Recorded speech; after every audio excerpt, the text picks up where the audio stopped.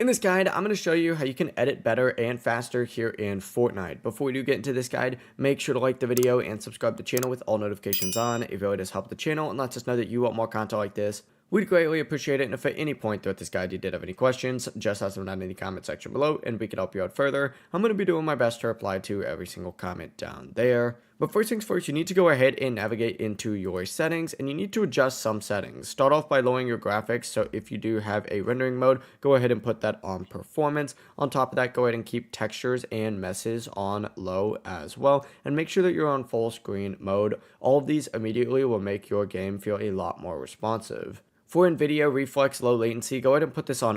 Avoid using on plus boost because it will cause FPS drops. And then go into your audio settings up at the very top. And you need to go ahead and lower your sound quality and disable 3D audio if possible. This can slightly improve performance.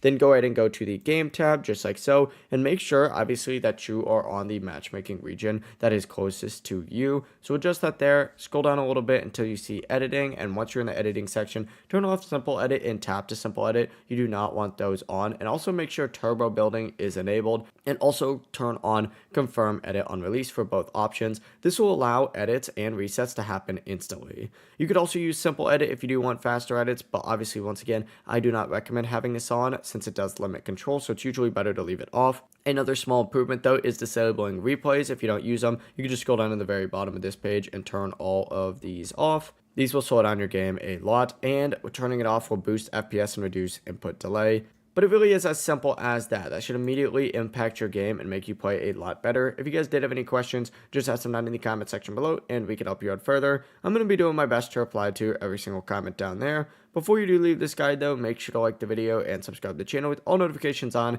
It really does help us out and lets us know that you want more content like this. We'd greatly appreciate it. Have a great rest of your day though. Peace.